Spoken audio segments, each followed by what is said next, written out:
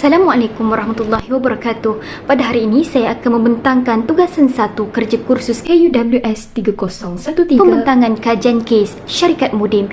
Isi kandungan pembentangan ini meliputi aspek latar belakang perniagaan, pemasaran, operasi, pentadbiran dan kewangan. Mudim, satu jenama yang tidak asing lagi dalam kalangan rakyat Malaysia.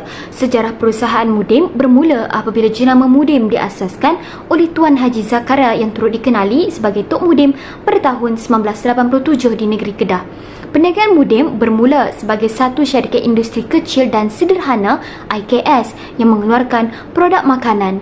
Pada awalnya, perniagaan beliau hanya dikenali sebagai Perniagaan Mudim Zakaria. Setelah itu, ia telah dinaik taraf kepada nama Mudim Food Industry Sendirian Berhad yang aktiviti utamanya ialah mengeluarkan kicap, sos cili, cuka dan produk lain. Permulaan perniagaan Mudim ini hanya menumpukan kepada pemasaran di negeri Kedah, Perlis dan Pulau Pinang. Namun kini, Mudim telah meluaskan pasarannya ke seluruh negeri dalam Malaysia. Dan seiring dengan perkembangan semasa, kini syarikat Mudim berjaya mengukuhkan dan meluaskan pasaran perniagaannya di dalam dan di luar negara seperti United Kingdom dan Arab Saudi. Seterusnya ialah pemasaran. Mudim telah mengaplikasikan elemen campuran pemasaran yang terdiri daripada 4 komponen, iaitu harga, produk, promosi dan pengedaran. Dari aspek harga, faktor harga juga memainkan peranan penting terhadap sambutan produk Mudim ini. Di sini, Mudim telah menarik pembelinya dengan menawarkan harga yang berpatutan kepada mereka. Kedua ialah produk. Produk Mudim boleh diklasifikasikan sebagai produk mudah beli, iaitu produk akan kerap dibeli pengguna kerana ia adalah produk asas yang menjadi barang keperluan, sebagaimana tagline yang acap kali kita dengari, tak ada kicap, tak ada selera. Atribut produk pula merujuk kepada ciri-ciri yang terdapat pada sesuatu produk yang boleh membezakannya daripada produk yang lain. Contoh, tahan nama. Produk Mudim lebih tahan nama kerana menggunakan bahan pengawet yang dibenarkan. Mudim juga menggunakan pembotolan dan penglabelan yang menarik.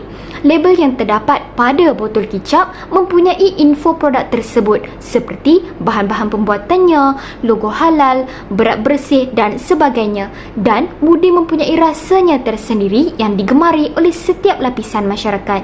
Seterusnya ialah promosi, bertujuan untuk mengekalkan ingatan pengguna terhadap sesuatu produk atau perkhidmatan yang ditawarkan. Jadi dalam hal ini, pengguna diingatkan agar mereka membeli jenama tersebut. Misalnya, Mudim mempromosi pengiklanan produk mereka melalui saluran televisyen, radio dan juga billboard. Impak dari promosi tersebut, maka kadar belian pengguna terhadap produk Mudim akan lebih meningkat. Selain itu ialah pengedaran. Mudim mengaplikasikan pengedaran secara menegak, di mana proses pengedaran bermula daripada pengeluar kepada pemborong serta kepada peruncit dan berakhir kepada pengguna. Secara terperincinya, penghasilan daripada kilang akan dibeli oleh pemborong. Seterusnya, peruncit akan mengambil stok-stok produk Mudim daripada pemborong untuk dijual di kedai-kedai mereka.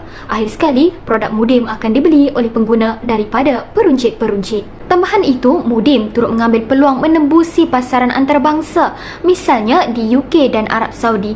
Hal ini dijelaskan melalui kedudukan UK yang berada di posisi ke-6 di peringkat daya beli di dunia, dan Arab Saudi yang berpotensi menjadi pembekal kerana negaranya yang menegaskan pemasaran produk Muslim dan halal yang jelas terdapat pada produk-produk Mudim. Kita beralih pula kepada aspek operasi. Aspek operasi syarikat Mudim dapat dilihat kepada 3 elemen, iaitu bahan mentah, tenaga pekerja dan teknologi.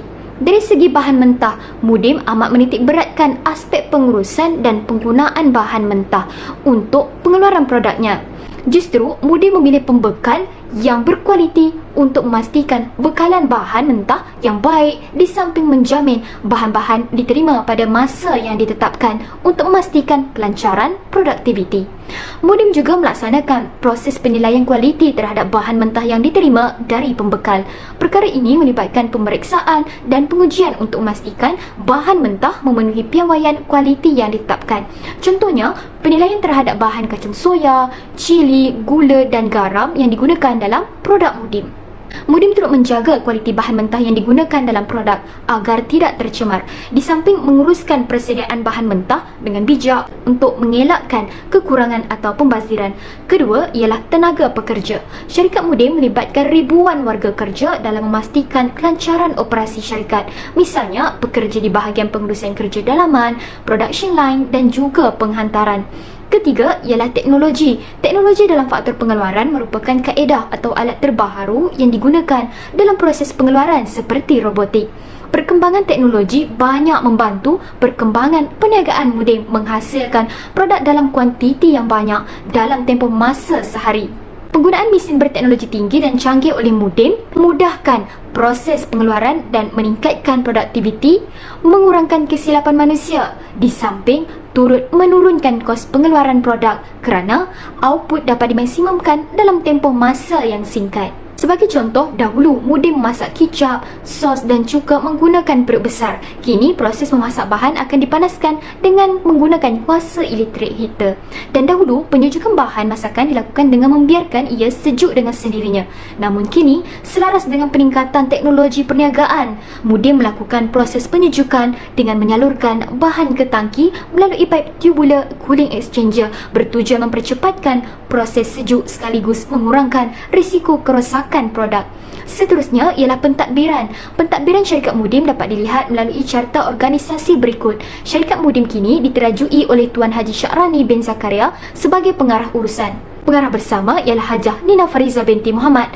Pengurus besar pula ialah Muhammad Ibnul Hakim bin Osman dan diikuti Jabatan Pengeluaran, Peralatan dan Kemudahan Jabatan serta Jabatan Pentadbir dan Am. Terakhir ialah aspek kewangan. Permulaan syarikat Mudim hanya dengan bermodalkan RM10,000. Walau bagaimanapun, dengan pengurusan yang cekap dan efisien, kini syarikat Mudim berjaya memperoleh keuntungan berlipat kali ganda iaitu sehingga RM300,000. Sebagai kesimpulan, seiring dengan peredaran masa, syarikat Mudim terus berkembang pesat dan berjaya memacu kejayaannya. Kini, syarikat Mudim telah menghasilkan pelbagai rangkaian produk yang inovatif untuk memenuhi permintaan sama ada dalam maupun luar negara. Justru, sebagai rakyat Malaysia, kita haruslah menyokong produk tempatan seperti produk Mudim agar ekonomi negara dapat ditingkatkan. Sekian, terima kasih.